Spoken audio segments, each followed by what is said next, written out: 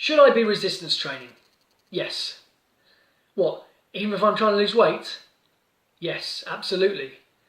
And anyone who tries to tell you otherwise is an idiot, unless of course it's medically unsafe for you. I've raised this point many times before, but let me make it perfectly clear. When 99.9% of you talk about losing weight, what you actually mean is losing body fat. You want to lose body fat. Now, what's one of the best ways to lose weight? Well, it's to lose most of your muscle mass. Now, what's one of the worst ways to lose body fat? Well, it's to lose most of your muscle mass. It cannot be overstated how useful improving or at least maintaining muscle mass is when it comes to fat loss, and more importantly, keeping it off. Ignoring the fact that when you exercise, you're burning calories anyway, which is going to help with any calorie deficit you're trying to achieve. It's not massive, but it's going to help. You want to think about how you're going to look after all that weight loss. Again, I've mentioned them before, but one of the best examples is the difference between long distance runners and short distance runners. Now, I'm being pretty unfair on long distance runners because really they exercise a hell of a lot. I'm more referring to both groups burning a lot of calories and where the focus of their diet and training is and the results of that. Short distance runners tend to prioritize maintaining and even improving muscle mass, and the way their bodies look reflect that.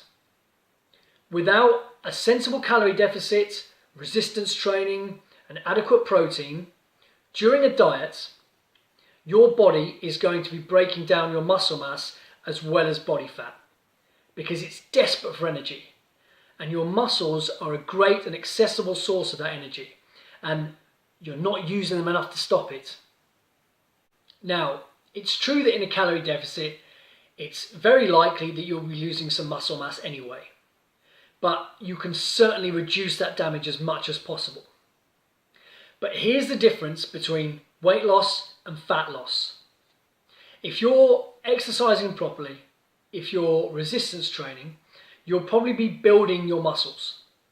So you might find your weight doesn't drastically change.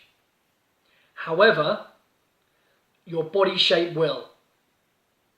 You might not have lost a lot of weight, but you've lost body fat. That's why the focus on weight alone is a dangerous one, because it might not truly represent what you want. Now, you need to try and encourage your body to break down and use your fat stores to make up that energy deficit. Again, I've mentioned them before, but look at professional rugby players or even American football players. Most of them are heavy, but it's mostly muscle, and their body fat percentages are usually very low. You cannot maintain or grow muscles without exercise, and that's why it's so important. You need to load your muscles to ask them to change or adapt. But the benefits go beyond what you see in the mirror. Strength of body, joints, longevity in later life, helping stave off osteoporosis, even improving your mental health. So, how do you want to look and feel? Scrawny or toned?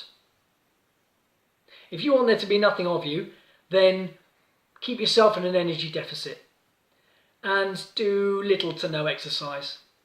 So your body has to eat up all your muscle mass.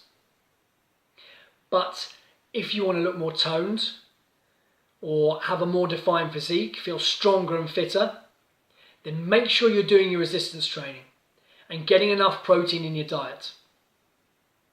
Your energy balance is key for fat loss, but exercise can help a whole lot with that.